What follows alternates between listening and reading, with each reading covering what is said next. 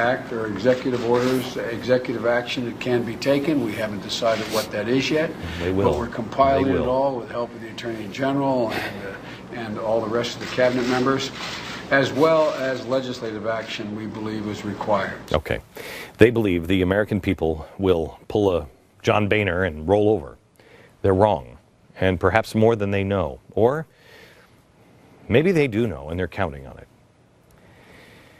I'm going to show you the results from the Blaze gun poll in a moment. Almost 5 million of our viewers and listeners responded to this. It was an amazing response on this. And it makes it very clear, at least in our audience, Americans are not going to give up on the Second Amendment without a fight. And make no mistake, a fight is coming one way or another. The good news is that the chaos in the country is just at this point not strong enough for a hostile takeover. But the bad news is, I should add one word to that sentence, yet. I believe it will be. I have no idea when we cross that threshold or what the threshold even looks like. But when we do, I unfortunately believe that there are many people in this country that will want to bring on a civil war. And in that scenario, the people will lose. They will convince themselves that they have to protect the Constitution. But in doing so, they will destroy the Constitution. I hope I am more wrong on this than I was on Libya, the banking collapse, the Arab Spring, the Muslim Brotherhood, Iran, or that the president is trying to make Congress irrelevant so he can just do everything through executive order. But that's a pretty good streak. Maybe I'm out of luck. Tonight I want to give you the way I think things are going to shake out here. And this is over a longer period of time than I think any of us realize. First, I think what's going to happen is some sort of a compromise. Most are saying that Obama doesn't have the support to pass sweeping gun control laws, so he will do an executive order. I don't believe he will. I believe he will agree to a compromise and take away the lowest hanging fruit first. Assault rifles, perhaps background checks, magazines, maybe start taxing bullets. He'll slap Hollywood on the wrist. He'll tell the video game industry, you got to add another warning label or something meaningless like that. And then the next thing the president will do is complain. He will complain and complain that it wasn't enough. There's a do-nothing Congress. He'll say the legislation just didn't go far enough. And he did what he could. And gosh, if he could just do more, he would. But we'll follow the lead of Congress, and then he'll take that one step in the right direction, he'll tell you. And then he'll do what progressives always do. Wait. They will wait for the next tragedy, the next tragic event, the next killing, at which time he will act swiftly and decisively, arguing that he can no longer sit around and wait for a do-nothing, bickering Congress to act, only to allow another shooting where innocents die. I believe you've got one more event in you. I don't believe he's going to do this now. This is the rhetoric he's using now, but it's a flashpoint if he does it. But then again, like I said, maybe he wants that flashpoint. But either way, whether that tragic event was Sandy Hook or there's one more in him, he will blame. He will point the fingers at the extreme right, the Tea Party and the NRA. And the government will use it as an excuse to take executive order action. This is where you come in. And you'll have two options. One, you will have violent rebellion. You will because remember, what the president needs is Occupy Wall Street. And if he can't get Occupy Wall Street to do it, well, then he's got to get you to do it. And so the people will believe that they are doing the right thing because they're defending the Constitution. And we're not going to let them take our guns. And because they will be right on the Constitution, I believe they have a chance of doing all the wrong things. And I'll explain this in a minute. But they will form a separatist group, compounds akin to Waco, Ruby Ridge. And when you think of those, two things come to mind. You think of crazy people. But the other thing is that you think that they were absolutely in the wrong. What often gets overlooked with Waco is the fact that you had a government conducting violent raids that ended in the slaughter of 76 people. Remember, that's the government that burned those people down and killed them, including 5 children under the age of 14. You want to talk about a dangerous, dangerous situation? It's this.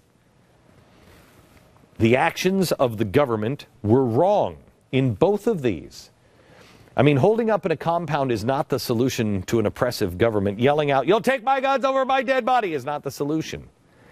Firing off rounds just to warn them won't be a solution. It may make you feel better for a while, but it is not the right strategy to pursue. So you have the violent rebellion, but you also have another option. And I know that one pisses you off. Pursuing peace. Yes, Gandhi, MLK, and Jesus. Yes, they would not have taken option 1. They would take option 2. In option 1, we lose. In option 2, we win.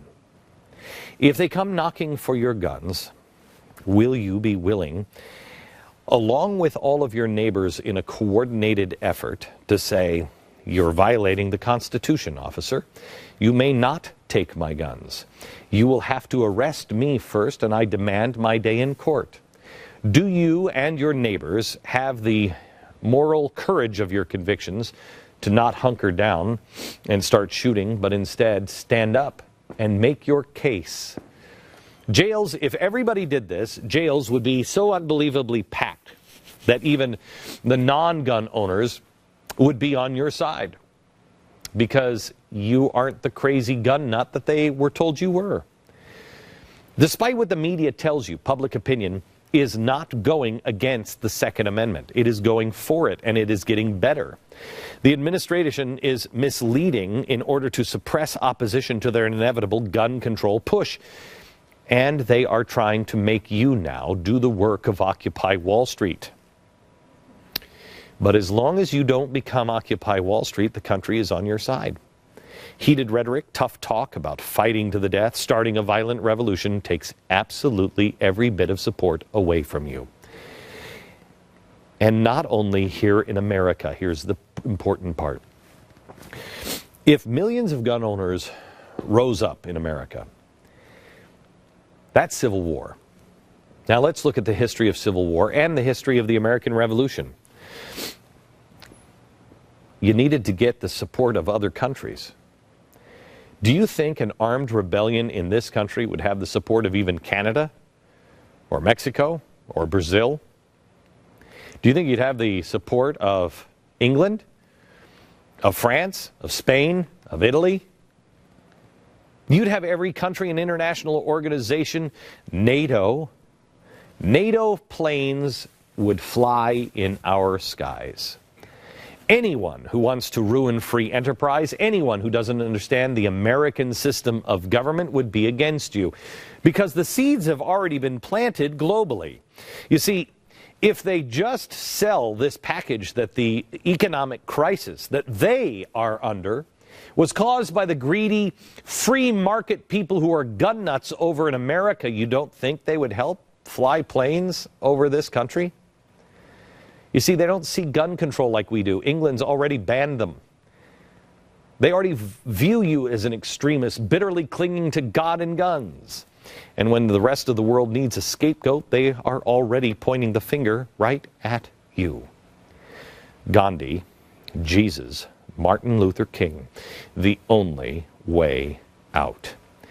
My strongest warning to both the government and you: we are not there yet, but soon entering the times that will try men's souls. How we act and react will chart the course for the future for our children and grandchildren. And you really will make the difference. Pray on this and choose wisely. Glenn Beck started it from day one.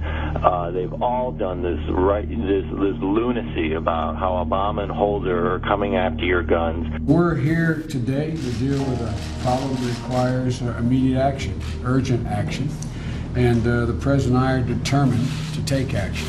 Our winner, it's about his continuing attempt to disassociate himself and his inflammatory paranoia about an attack on the Second Amendment and infringement of gun rights and the need to take your government back from a duly elected president. I want to make it clear that we are not going to get caught up in the notion unless we can do everything, we're going to do nothing.